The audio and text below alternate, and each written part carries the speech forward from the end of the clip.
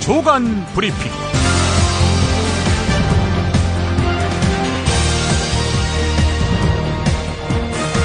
2015년 10월 13일 화요일입니다. 박근혜 정부의 역사교과서 국정화 결정으로 역사전쟁은 시작됐습니다. 이건 타협의 여지가 없는, 물러서는 순간 모든 것을 잃게 되는 치킨 게임입니다. 오늘 이 이슈를 집중적으로 다루려고 하는데요. 그 이전에 해외 석학의 생각은 어떠한지 이를 물어본 한국일보 기사부터 살펴드리겠습니다. 한국일보 이면에 실린 내용인데요. 미국 내에서 아시아 학계를 대표하는 학자가 있습니다. 피터 두스, 미국 스탠퍼드대 석좌 교수인데요. 우리 정부의 역사교과서 국정화 시도에 대해서 역사 교육을 망가뜨리는 가장 기본적인 수법이라면서 강하게 비판했습니다. 좌파나 우파 등 특정 관점의 역사 교육보다는 자기 나라의 상황에 대한 역사 교육이 학교 교육에서 절실하다, 이렇게 말을 했는데요. 한국일보와 이메일 인터뷰를 가진 것입니다. 정치, 정책 이슈뿐 아니라 역사 해석에 대한 자유롭고 개방된 토의는 역동적인 민주주의의 근간이다, 이렇게 말을 했다고 합니다. 학교 현장에서 국정 역사 교과서를 사용하려는 박근혜 정부 방침에 대해서는 공식적인 역사를 가르치는 것으로서 학교 시스템을 제한시키는 이런 그 민주적 토론과는 동떨어진 일이다 라면서 역사 교과서의 기술, 선정, 출판을 모두 국가가 주도하고 있는 중국의 상황이 그런 상황을 보여주는 예라고 설명했습니다. 두스 교수는 공산당의 검열과 규제가 만연한 중국의 상황을 예로 들면서 국정교과서의 도입이 필연적으로 특정 이념과 특정 정당 옹호 등의 부작용을 가져올 수밖에 없다, 이렇게 지적했습니다. 두스 교수는 수치스럽고 부끄럽다고 해서 역사적 사실들을 망각하려는 것은 그런 일들이 재현될 가능성을 다시금 불러내는 일이라면서 철학자 조지 산타야나가 밝힌 대로 과거를 기억하지 못하는 자는 과오를 되풀이하도록 단죄받는다라는 것을 우리는 기억해야 한다라고 강조했습니다. 네, 세계 석학은 역사 교육을 망가뜨리는 가장 기본적인 수법이 교과서의 국정화라고 진단했군요. 이 시각 반드시 알아야 할 뉴스부터 짚어드리겠습니다. 출판사들의 집필진이 특정 이념에 따라 객관적 사실마저도 과장하거나 왜곡하여 기술화했기 때문입니다. 황우여 사회부총리 겸 교육부 장관 발표 내용 일부였습니다. 정부가 중고등학교의 한국사 교과서 국정화를 확정했습니다. 현재 민간이 발행하는 검정 교과서들이 이념 편향성 논란으로 사회 갈등을 야기한다는 것입니다. 정부는 새로 만들 교과서를 올바른 역사 교과서라고 이름 붙였는데요. 행정 예고에 이어서 다음 달 5일 관보에 고시되면은 오는 2017학년도부터 중고등학교에선 각각 하나의 국정교과서로 한국사를 배우게 됩니다. 이런 사회 밖 청년들이 돈 때문에 새로운 도전을 포기하지 않도록 서울시가 내년부터 수당을 지급하기로 했습니다. 포퓰리즘 논란이 일 것으로 예상됩니다. 서울시가 취업난에 고전하는 미취업 청년들에게 청년활동비 명목으로 매달 50만 원씩 지원하는 방침을 세운 것으로 확인됐다고 KBS가 보도했습니다. 저소득 가구의 청년 3,000명을 선발해서 6개월에서 8개월 동안 매달 50만 원을 지원하는 안입니다. 우리보다 앞서서 청년활동수당제를 도입한 프랑스는 청년 5만여 명에게 매달 60만 원가량을 지원하고 있고 경기도 성남시도 도입을 확정한 바 있습니다. 이 사람이 새벽에 발열 증상이 있어서 간 이유는 본인들 말씀으로는 아마 그 전날 먹은 음식 때문에 아마 그런 게 아닌가라고 생각을 했다고 그러는데, 양병국 질병관리본부장의 말이었습니다. 이달 초에 메르스가 완치돼서 퇴원했던 국내 메르스 마지막 환자가 다시 양성 판정을 받았습니다. 질병관리본부는 지난 2일 음성 판정을 받고 퇴원했던 80번째 환자가 발열 등의 증상을 보여서 메르스 유전자 검사를 진행한 결과 양성인 것으로 드러났다고 밝혔습니다.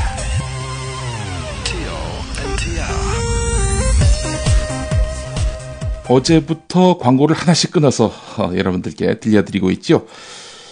김용민의 조간브리핑, 광고로서 함께 하시는 광고주분들은 이담채 김치, 컴백홈 대리운전, 전창걸의 새싹 땅콩차, 차과장 중고차, 코골이 119, 좋은 사람과 플라워, 연지연 곰탕입니다. 직접 담가 먹는 김치가 사 먹는 김치와 다른 이유 잘 아시죠? 내 눈으로, 내 손으로 골라야죠. 우리 걸로요. 한 포기 한 포기 직접 손으로 소금을 뿌려 절이는 가장 깨끗한 손으로 정성과 진심을 담아 이 김치 쥐앗으로 못 써요. 나쁜 병균 틈타지 말아야 하니까. 건강을 위해 소금은 적당히, 그러나 맛깔나게. 내 가족이 먹을 김치니까. 가족이 먹는 김치를 하나 더 만든다는 심정으로 만든 김치, 이담채 김치. 입맛 까다로운 김어준 딴지일보 총수의 한마디. 제가 이 김치의 맛을 보증합니다. 정말 맛있어요, 이 김치는. 포털 사이트 검색창에 이담채를 입력하세요. 전화주문은 1544-4586, 1544-4586. 조선일보 일면 머릿 기사부터 보겠습니다. 교육부가 중학교 역사와 고등학교 한국사 교과서를 국정으로 발행한다, 이렇게 밝혔죠. 황우여 부총리의 발표 이후에 국정 한국사 교과서 편찬을 책임질 국사편찬위원회 김정배 위원장이 기자들과 만났습니다. 정부 세종청사에서 말이죠. 독재 정권 때는 검정을 외쳤다, 내가. 그런데 도입해보니까 편향된 교과서가 넘쳤다. 자유민주주의에 입각한 대한민국의 역사를 쓰는 게 나의 소신이다, 라고 밝히면서 전교조처럼 대한민국의 정통성을 인정하지 않는 인사들을 포함해서 극좌는 물론 극우 성향의 인사도 지필진에서 배제할 것이다, 이렇게 말했습니다. 명망 있는 명예교수부터 젊은 교사, 교수까지 다양한 시각의 노장청을 아우르는 학자들로 지필진을 꾸리겠지만 전교조는 빼겠다, 이런 얘기죠. 전교조만 빼는 게 아니라 극우도 뺀다라고 얘기는 했습니다만은 전교조는 특정이 되지요? 하지만 극우는 도대체 누구를 말하는 것일까요? 고영주 변호사 같은 사람? 이 사람이야 사실 역사학자가 아니니까 원천적으로 교과서를 쓸 자격이 없죠. 그러니까 상관이 없을 테고요. 그렇다면은 교학사 교과서를 만든 학자들을 말하는 것일까요? 극우 인사라 한다면 말입니다. 경향신문을 보겠습니다. 학계에서는 국정교과서 집필에 친정부 성향의 소수 역사학자들이 참여할 것으로 내다보고 있다, 이렇게 전하고 있습니다. 역사를 획일적으로 써간다는 이유로 국정교과서를 죽은 책으로 학계는 보고 있단 말이죠. 그런데 어용학자로 치부될 부담을 느끼면서 이 국정교과서 편찬에 참여할 사람이 몇이나 있겠느냐? 라는 시각입니다. 자, 그렇다면은 어용학자란 소리를 들어도 참여할 만한 사람이 누가 있을까 따져보니까 권희영 한국학중앙연구원 교수, 이명희 공주대 교수 같은 뉴라이트 계열 학자들입니다. 이들은 2013년 역사 왜곡 논란을 일으킨 교학사 교과서 집필진이기도 합니다. 교학사 교과서 아시는 대로 일제의 자본 침탈을 자본 진출로, 쌀수탈을 수출로 묘사하는 등 일제강점기를 경제적 발전기로 미화하고 이승만 박정희 독재를 찬양해서 역사 교과서 갈등을 촉발시킨 인물들입니다. 한겨레 오면은 그래서 국정교과서가 뉴라이트 책과 판박이가 될 우려가 있다라고 전하고 있습니다.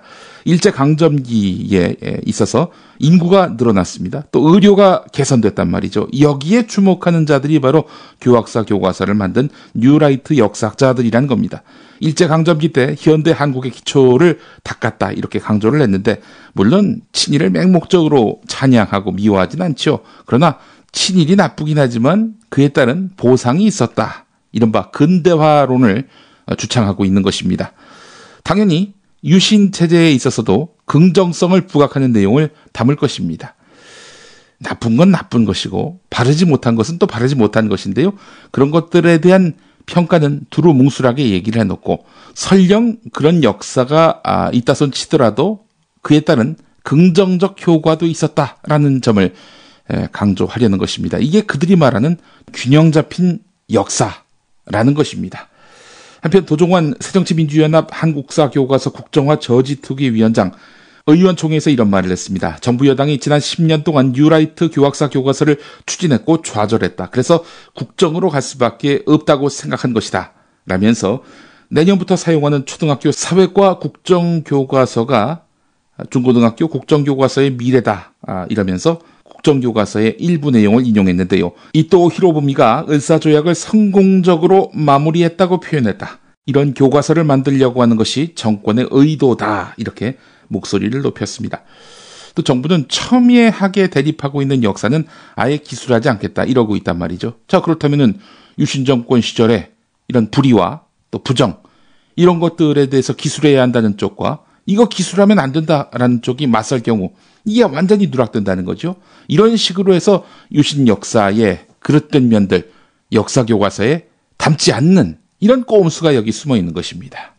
한편 김정배 국사편찬위원장은 과거 우리가 흔히 어려운 시기를 당했기 때문에 투쟁의 역사를 강조한 때가 있었지만은 역사는 투쟁의 역사를 기술하는 것이 아니다. 화합조정, 단합도 필요하다. 앞으로 교과서는 투쟁 일변도의 역사가 되지 않을 것이다.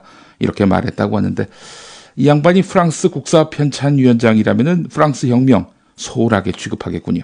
예, 민중이 일으킨 투쟁, 혁명 이런 것들을 폄훼하는 세력, 기득권 세력 아닙니까? 김정배 편찬위원장, 임시정부는 대한민국인가 아닌가 이런 질문을 받았는데요. 그것은 글자 그대로 대한민국 임시정부라는 놀랄만한 답변을 해서 주목받았습니다. 대한민국 수립이 이승만 정부가 수립된 1948년인가 대한민국 임시정부가 수립된 1919년인가 이런 질문에 대해서는 그 얘기를 여기서 하면 불필요한 얘기가 자꾸 될 것 같아서 여기에서는 이 얘기를 안 하겠다라고 답변을 피했습니다.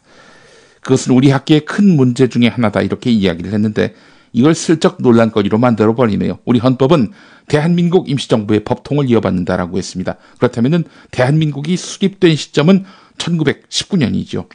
임시정부에 이어서 공식 정부로 수립이 된 말 그대로 정부가 수립된 시점이 1948년이고요.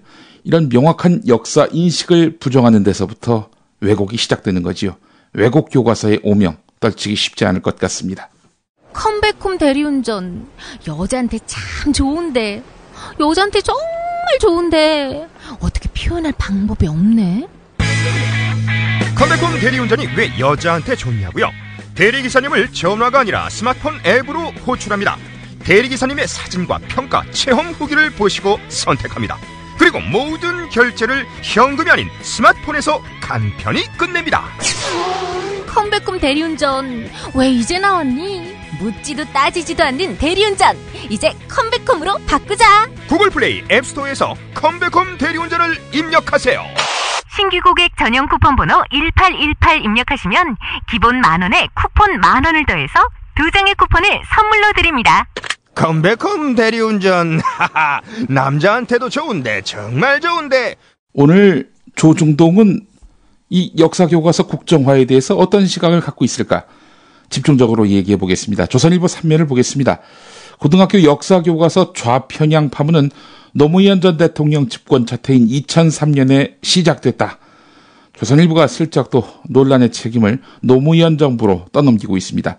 일부 세력이 민주화 바람을 타고 국사에서 근현대사를 떼어내서 북한은 자주적이다. 이런 식으로 좌편향적인 기술을 했다. 이런 이야기입니다.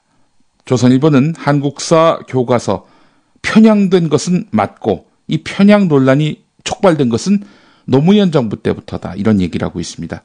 그래서 택한 대안이 국정교과서입니까? 국정교과서에 실린 내용 하나 소개해 볼까요? 유신 이후에 만들어진 국정교과서입니다. 평화적 통일을 조속히 달성하기 위해 정부는 10월 유신을 선언하고 국민투표에 의해서 헌법 개정을 단행해서 급변하는 국내외 정세에 대응하고 어떠한 돌발 사태에도 능동적으로 대처할 수 있는 체제를 확립했다라면서 미화하고 있습니다. 우리나라 민주주의를 총체적으로 후퇴시킨 유신을 이런 식으로 미화했단 말이죠. 이게 대안이냐 이겁니다. 노무현으로부터 시작된 논란의 대안이 국정교과서고 유신 미화냐 이런 이야기입니다. 역사교과서 이참에 제대로 이 기획을 오늘부터 중앙일보가 상중하인지 상하인지 이렇게 나눠서 보도를 할 모양입니다. 중앙일보 기사는 이렇습니다. 현재 학생들이 배우는 한국사 교과서에 언뜻 보면 잘 발견되지 않은 숨은 코드가 있다. 바로 편집이다. 천재교육 교과서에는 김대중 전 대통령의 사진이 4번 나온다. 민주화운동, 베트남 방문, 남북 정상회담 등 대체로 긍정적인 내용이다. 반면에 박정희 전 대통령은 5.16 군사정변 당시에 군복 차림에 검은색 선글라스를 낀 사진 한 장뿐이다. 쿠데타라는 부정적인 이미지를 빼더라도 3번 나오는 북한 김일성 주석보다도 비중이 작다. 노무현 전 대통령도 한 번 등장한다. 네, 이게 바로 중앙일보가 이야기하고 있는 현재 한국사 교과서의 편향성입니다. 심지어는 미군의 양민학살을 담은 피카소 그림도 넣었다는 겁니다. 아니, 양민학살이 없었나요? 피카소가 미군을 음해한 건가요? 그건 아니잖아요. 사실이잖아요. 이걸 또 필진이 특정 이념에 쏠려서 이런 식으로 교과서를 기술하는 과정에서 들어간 그림이다 라고 중앙일보는 묘사하고 있습니다. 역사, 언어는 국민을 규정하는 영혼이다. 뚝딱 만들면 좌편향, 우편향 또 논란이 된다라는 이야기입니다. 중앙일보 애초부터 국정교과서 반대했습니다. 그런데 이제는 역사교과서 만들 거면 이참에 제대로 만들어라. 이런 이야기를 하고 있습니다. 실제로 오늘 사설을 보더라도 교육부가 국정교과서로 전환을 강행한 것은 시대에 역행되는 일로서 유감스럽다. 그러나 이왕에 결정했으니 실력과 균형감을 갖춘 필진으로 해서 오류와 편향성을 철저히 검증하고 결과를 책임지는 완성된 교과서를 내놓아라. 이런 내용으로 사설을 실었습니다. 제가 얘기했죠. 국정교과서 반대해도 정부가 추진하면은 결국에는 앞으로 만들 거면 제대로 만들어라. 이런 식으로 논조를 바꿀 거라고요. 쪽집게입니다, 제가. 오늘 조선일보는 어떨까요? 류근일 칼럼을 보면은 검은 신화가 먹칠한 국사교과서 그냥 둘 수 없다. 이 극우단체, 극우 인사들이 주장하고 있는 국정교과서를 적극적으로 지지하는 내용의 칼럼을 실었고요. 사설은 어떠냐? 역사교과서 국정화, 대통령이 직접 설명할 필요가 있다라는 내용으로 담았습니다.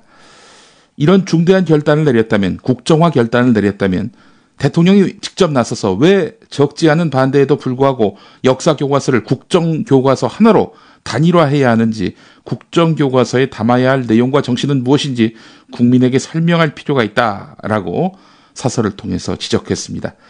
이 역시도 기왕 하는 거 대통령이 잘 설득해서 여론의 반발이 없도록 하라라는 그런 주문이죠. 역시 조선일보의 논조도 슬쩍 바뀌고 있습니다.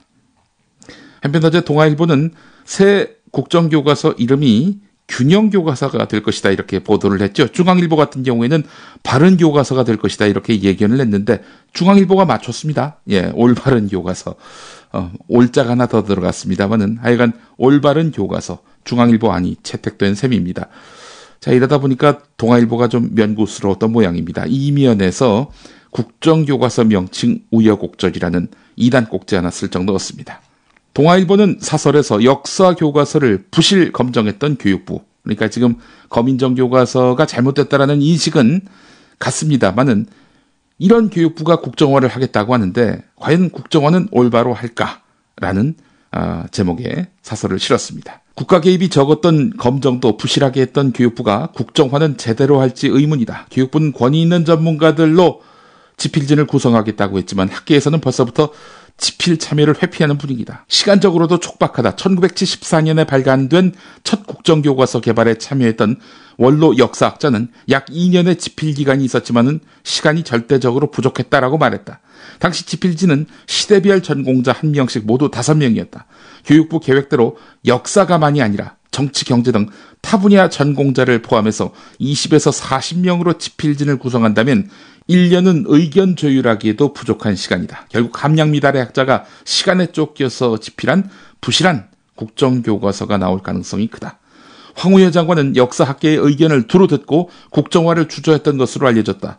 국정화는 차관 고시고 장관이 최종 결정권자다. 아무리 박근혜 대통령이 밀어붙였다고 하지만 황 장관은 주무장관으로서의 소신을 지키지 못한 책임이 있다. 네. 황우여 장관의 그 소신부재는 국회 선진화법 논란 과정에서도 여실히 드러났죠.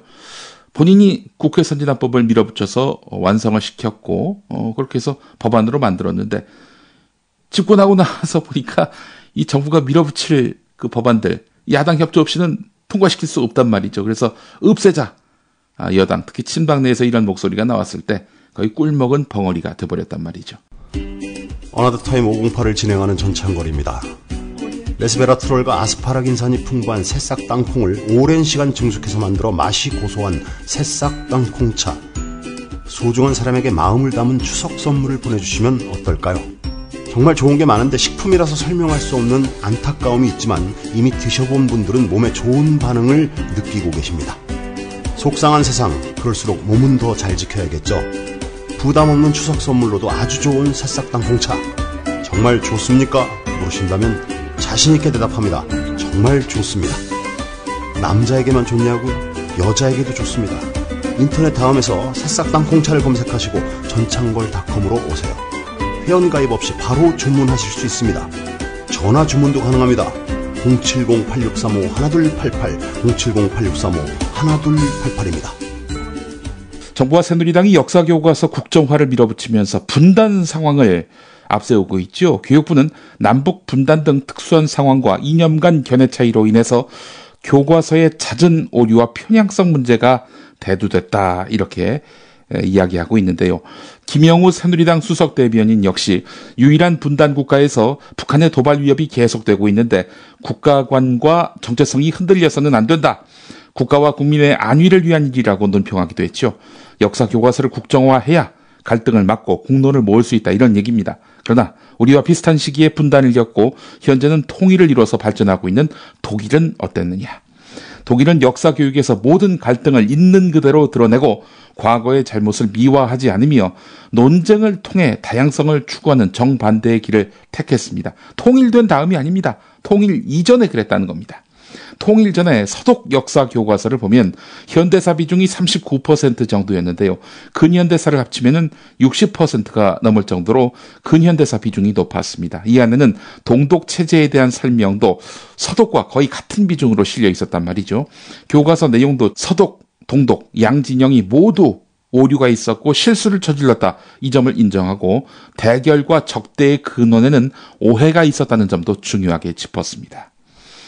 경향신문 같은 면을 보니까 말이죠. 유엔의 기준이 소개되고 있습니다.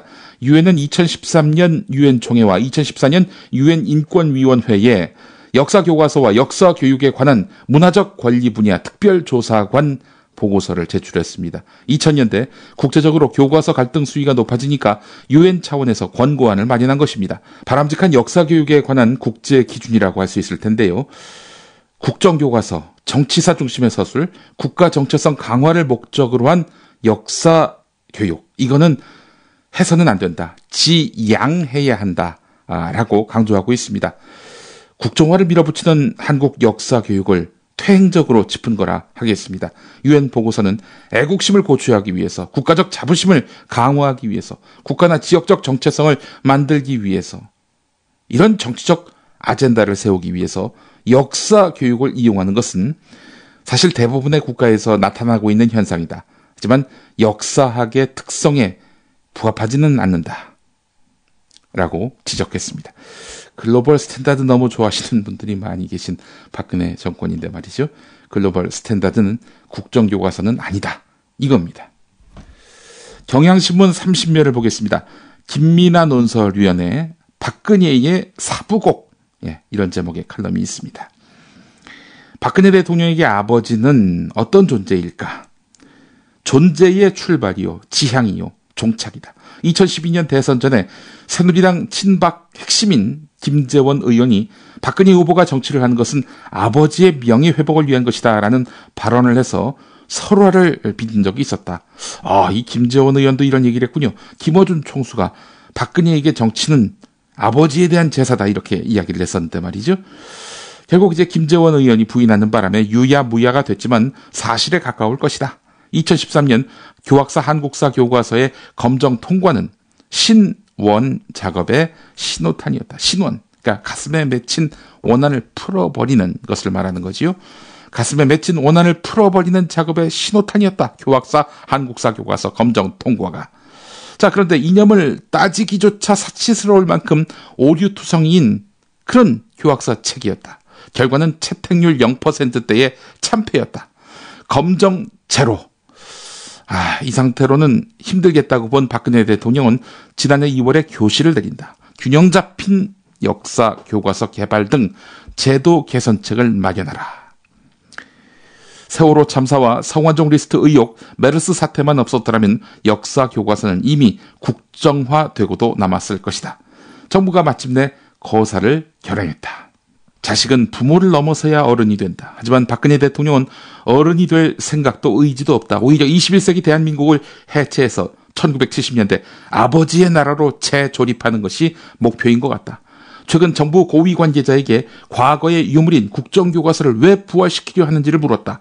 답답하다는 표정으로 답했다. 정말 그 이유를 모르세요?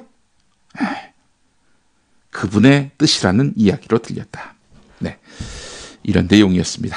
뉴스의 재구성 듣고 오겠습니다.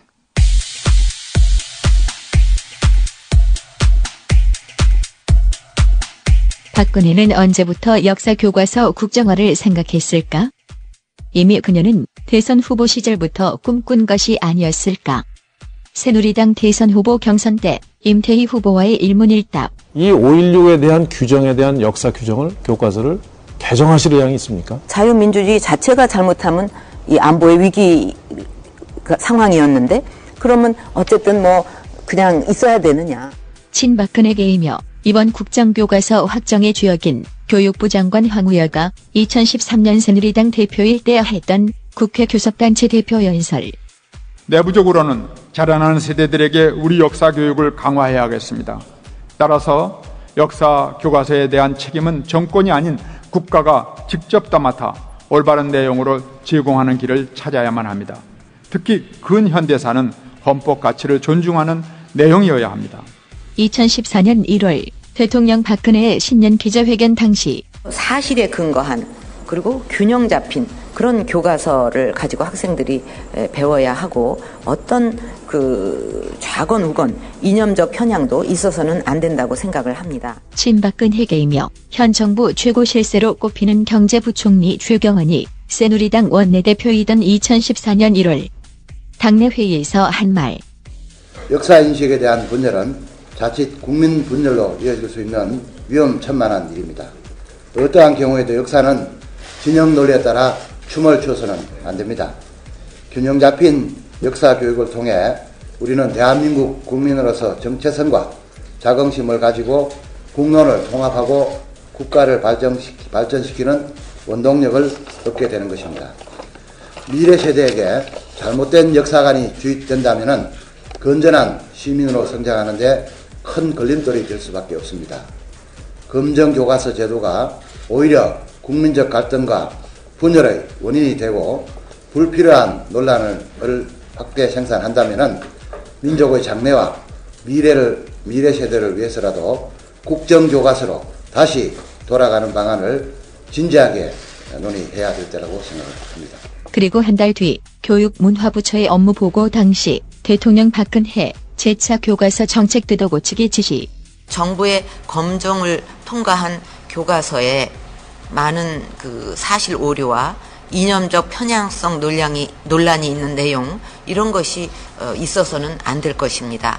교육부는 이와 같은 문제가 다시는 발생하지 않도록 이번 기회에 사실에 근거한 균형 잡힌 역사 교과서 개발 등 제도 개선책을 마련해 주기를 바랍니다.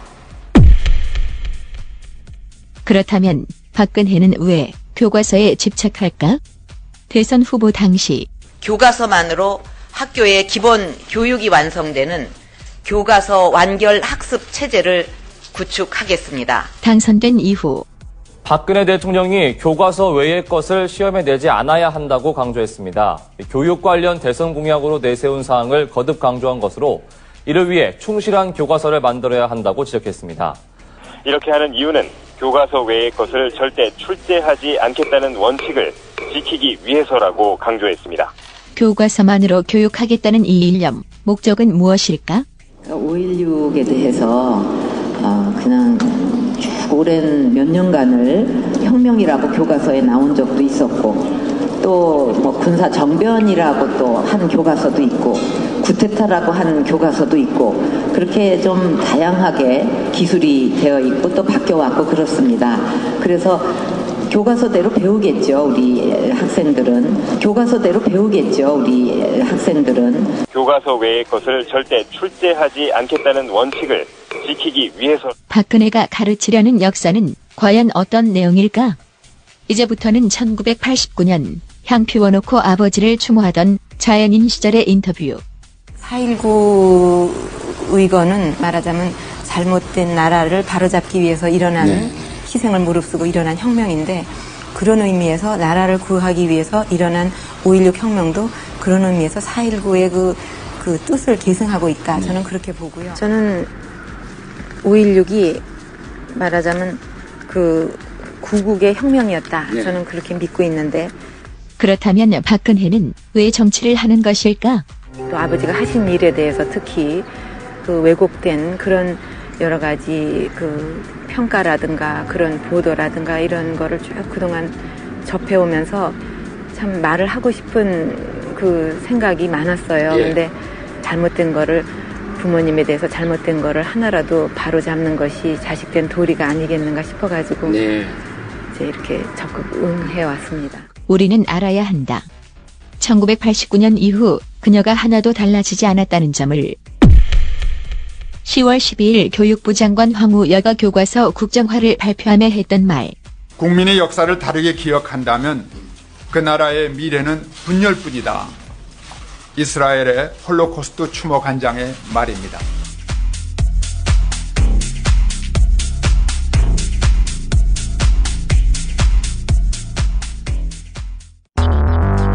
비고 차과장 최후 진술하세요. 네, 저는 허위 또 미끼 매물은 팔아본 적 없습니다. 합당한 가격에 차를 구매해서 정직한 중고차 딜러로 소문난 저 차과장이 도대체 무슨 사기죄를 저질렀다는 건지. 헐, 그걸 몰라서 묻는다는 말입니까? 네? 중고차를 판다면서 왜 새 차를 파냐 이겁니다. 지금 새 차를 산 사람들이 차라리 중고차를 사는 게 낫다면서 차 과장 당신을 사기죄로 고소한 거 아니냐고요.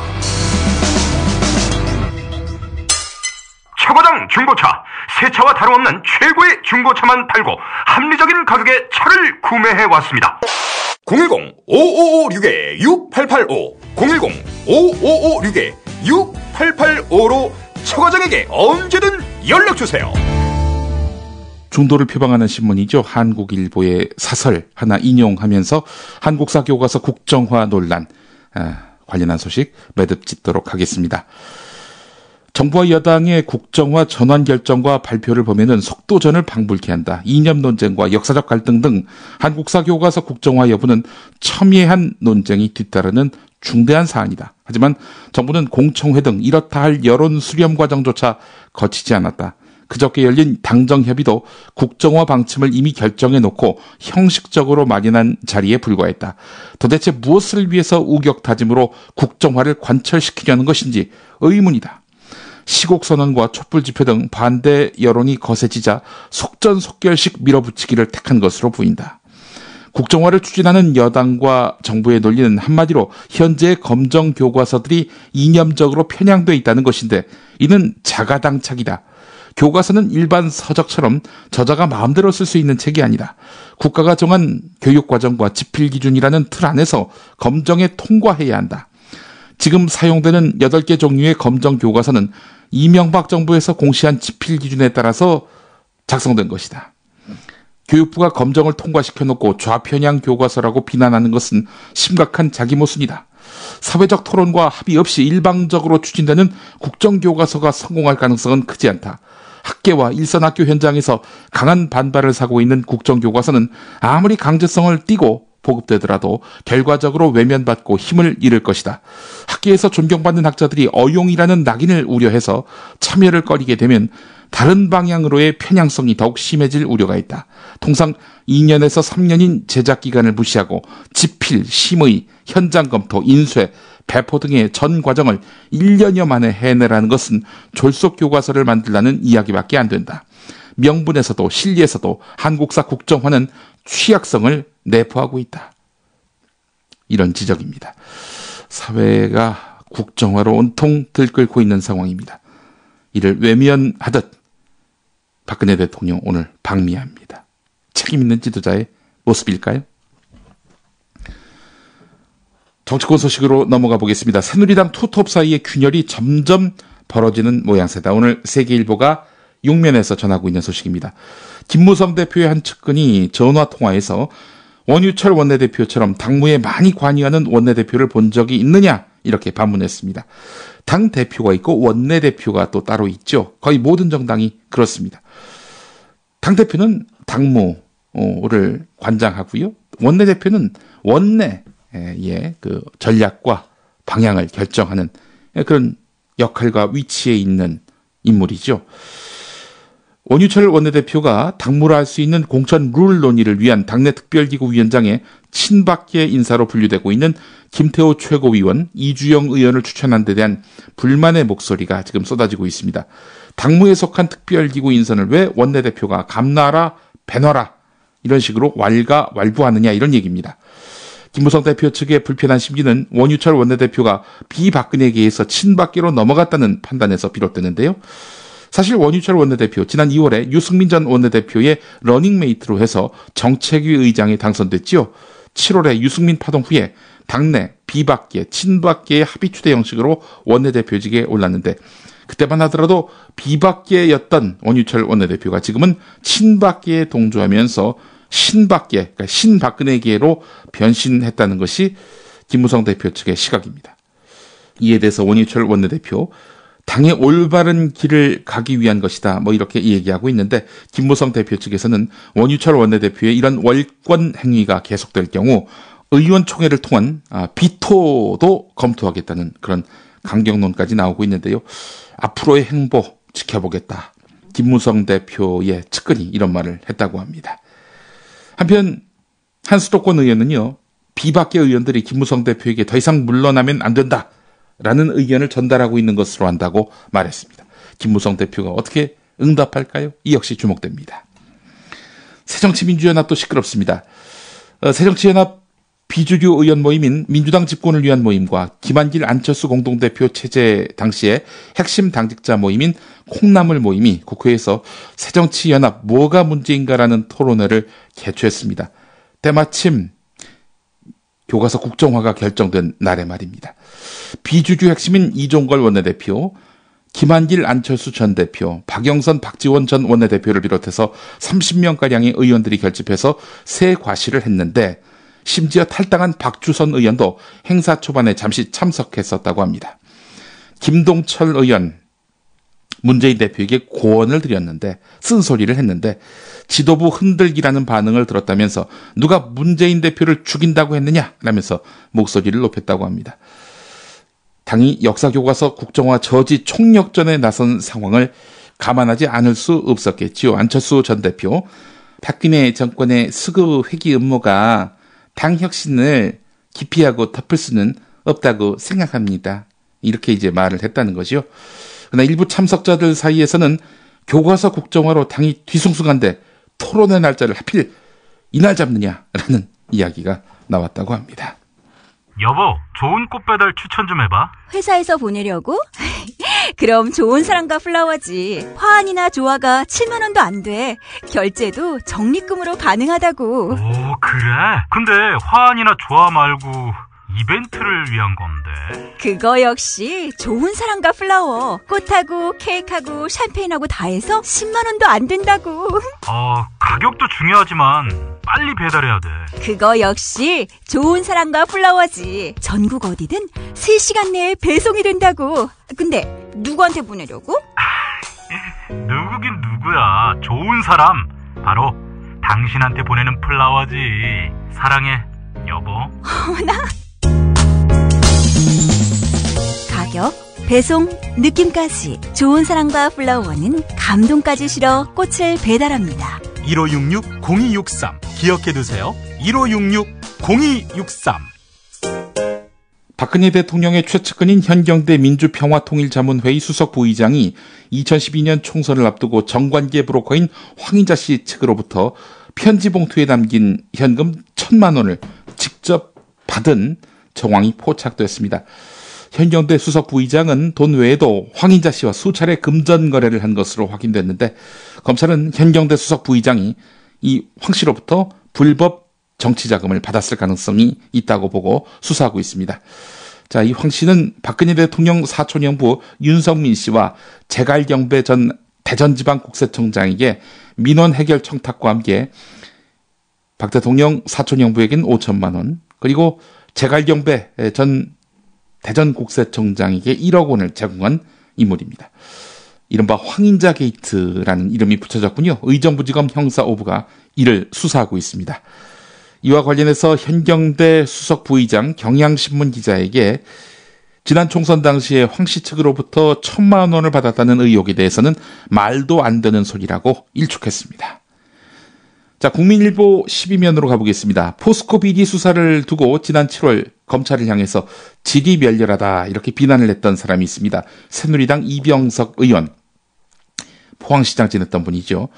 자, 이병석 의원이 여러 포스코 협력업체 대표들로부터 고객의 정치 후원금을 받아온 것으로 확인됐습니다. 이병석 의원, 이상득 전 의원처럼 측근 소유의 협력업체를 통해서 포스코로부터 불법 자금을 제공받았다는 의혹으로 검찰 소환을 앞두고 있는데요. 포스코 협력업체 관계자들의 집중적인 이병석 의원 후원은 지역 경제계와 정치권의 유착 단면이라는 그런 해석이 나오고 있는데 말이죠. 국민일보가 선관위의 후원 자료를 분석한 내용입니다. 2013년 중소기업진흥공단 신입사원 채용 때 최경환 경제부총리 인턴을 지낸 황모 씨, 이 사람 실력도 안 되는데 부당하게 이제 합격됐죠. 박철규 당시 공단 이사장의 결정이 있었기 때문입니다. 박철규 당시 공단 이사장은 특혜 채용 의혹이 제기된 이후 처음으로 공식 입장을 밝혔는데요. 하지만 앞뒤 정황이 전혀 맞지 않아서 말 바꾸기 의혹까지 나오고 있는 형국입니다. 박철규 전 이사장이 배포한 A4 용지 한 장 분량의 해명 자료를 보면은 지난해 감사원에서 했던 진술과 차이가 많이 납니다. 이건 결국 최경환 부총리를 감싸주기 위한 것 아니냐, 그래서 뒤늦게 입장을 밝힌 거 아니냐, 이런 의심이 드는데 말이죠. 해명 자료를 보겠습니다. 일부 언론 보도에서 제가 최경환 의원이 내가 결혼시킨 아이니까 뽑아주라고 했다는 말을 전한 것으로 돼 있는데 전혀 사실과 다르다.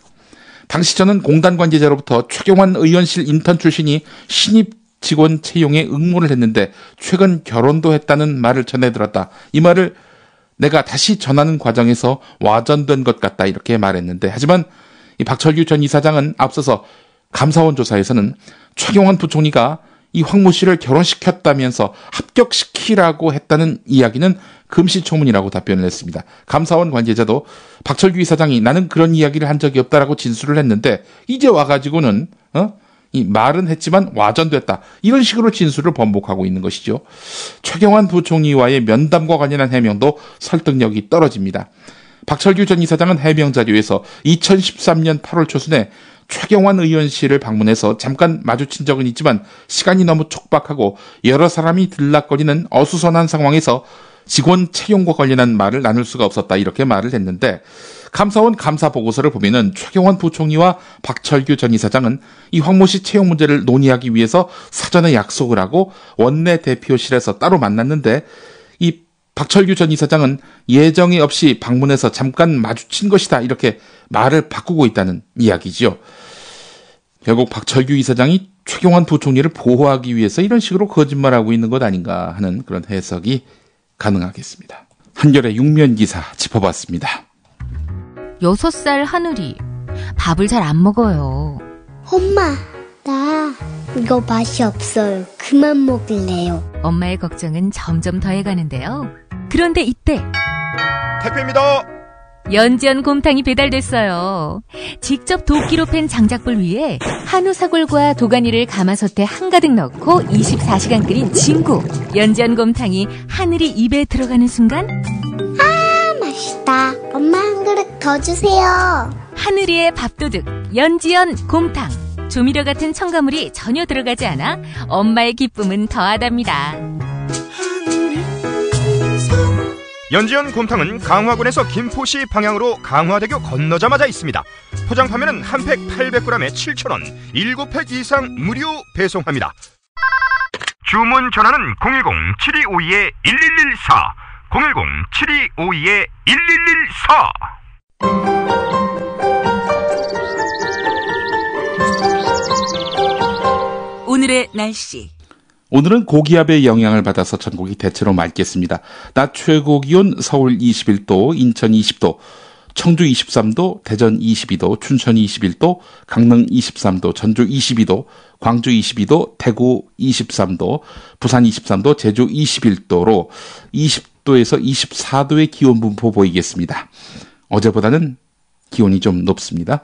미세먼지 농도 같은 경우 서울, 강원, 영동, 그리고 충청, 호남권이 좋음, 그 밖의 권역은 보통으로 분류되고 있습니다. 오늘 김용민의 조간브리핑 마무리하면서 이 칼럼 인용하겠습니다.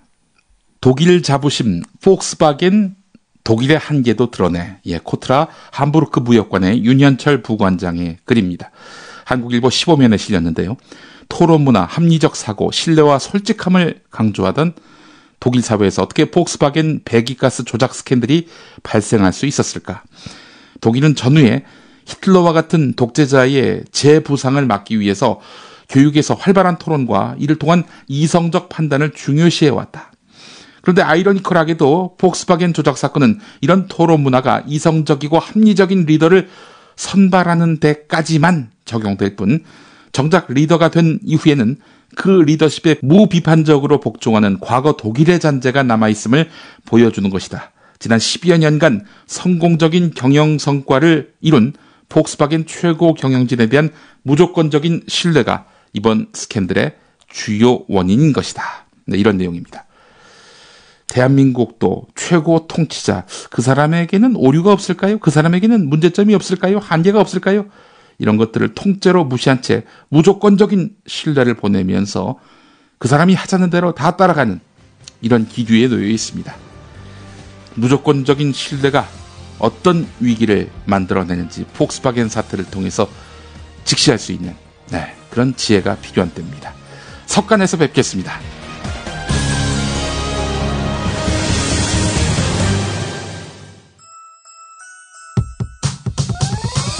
이번 방송 괜찮았나요? 작별의 여운 이렇게 표시해주세요. 다운로드하기, 댓글 달기, 구독하기, 별점 주기. 더 좋은 방송 만들어달라는 약속 이렇게 응원해주세요. 다운로드하기, 댓글 달기, 구독하기, 별점 주기. 기억하셨죠? 다운로드하기, 댓글 달기, 구독하기, 별점 주기.